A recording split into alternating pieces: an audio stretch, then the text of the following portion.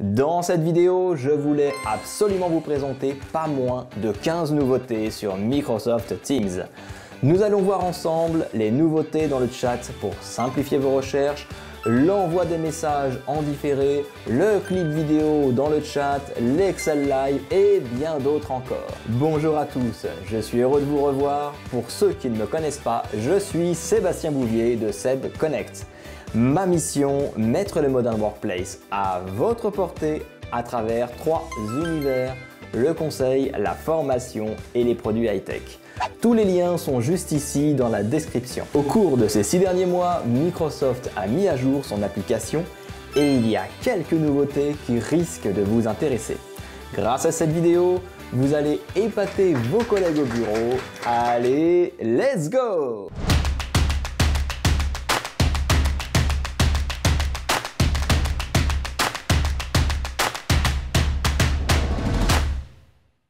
Recherche dans le chat. Alors, commençons par la première fonctionnalité qui était très attendue, la recherche dans le chat.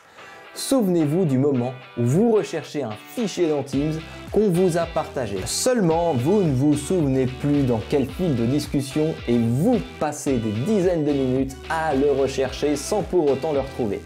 Eh bien, c'est enfin terminé, car voici la recherche dans le chat. Je suis dans Teams et je vais rechercher un document très important que m'a partagé Sandrine, sa liste de souhaits pour les cadeaux de Noël. N'hésitez pas à laisser un petit j'aime sur la vidéo si elle vous intéresse, ça vous prendra juste un clic et ça nous aide à en produire d'autres. Soft Focus dans les réunions. La deuxième nouveauté ajoute des réglages à votre webcam.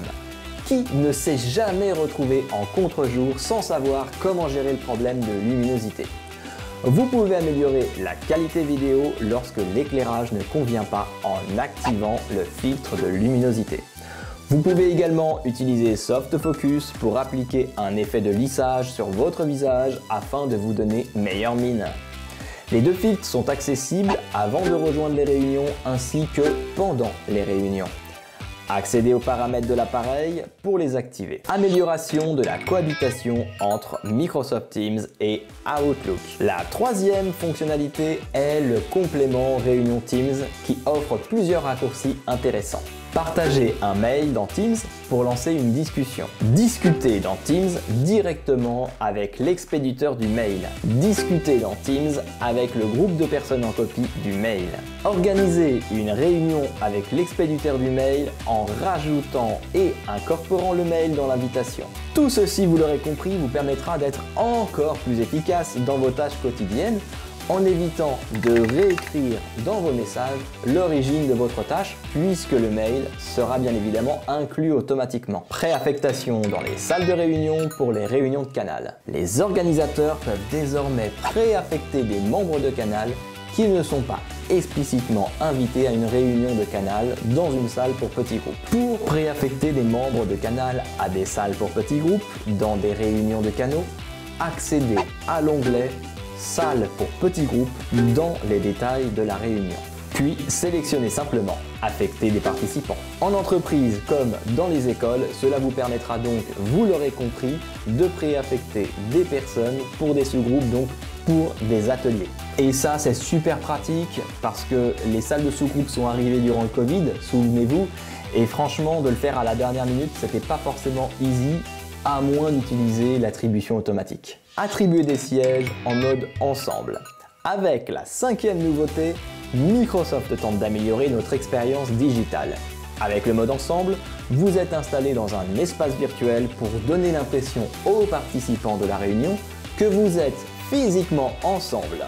L'organisateur et les présentateurs peuvent à présent démarrer le mode ensemble pour tous les participants à une séance. Bien évidemment, avant de débuter, il faudra vérifier que votre Teams est bien à jour.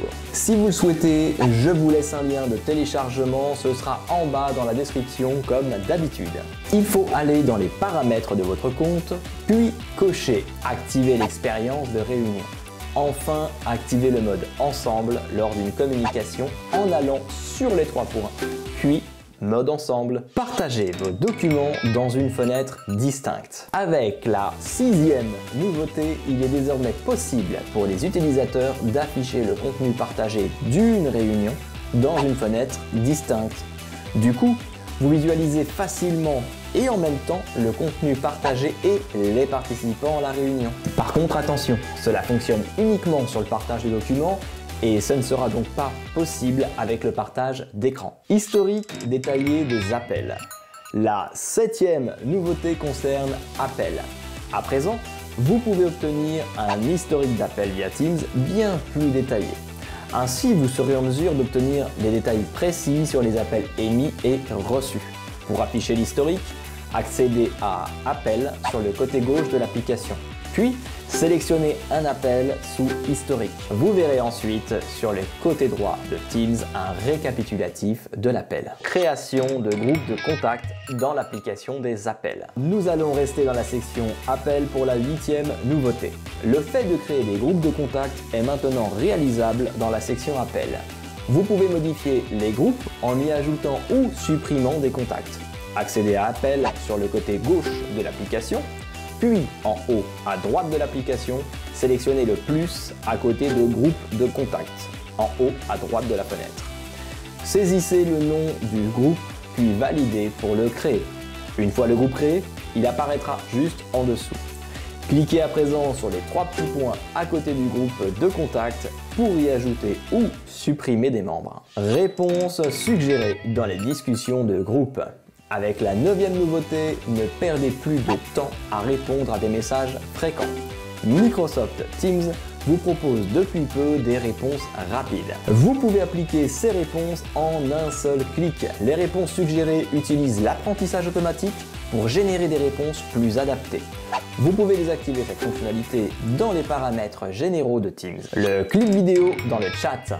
Pas encore sorti en France ou du moins en cours de déploiement. Avec la 10e nouveauté, vous êtes en mesure à présent d'enregistrer, d'envoyer et de visionner des mini-clips vidéo dans le chat.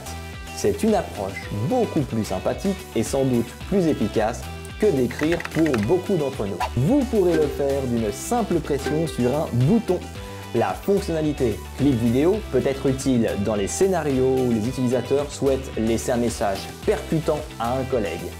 Ou si vous souhaitez par exemple présenter de bonnes statistiques à votre équipe tout en partageant votre satisfaction et votre enthousiasme. Pour réaliser un clip, il faut cliquer sur la petite caméra à côté du bouton Envoyer. Puis pour lancer l'enregistrement, il faut cliquer sur le bouton rouge. Ces messages vidéo peuvent durer jusqu'à 1 minute maximum et le destinataire pourra les consulter à tout moment. Petit point de vigilance tout de même, ces clips vidéo ne sont pas stockés dans votre OneDrive.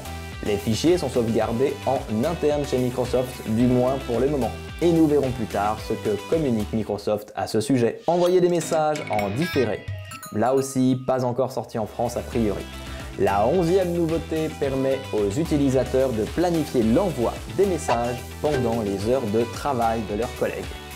Vous vous êtes certainement déjà retrouvé à travailler le soir et vous aviez besoin d'envoyer un mail sans pour autant déranger vos collègues à cette heure tardive. Eh bien, cette innovation est faite pour vous. Vous pouvez planifier un message de chat à l'heure qui vous conviendra et le message sera transmis à l'heure prévue.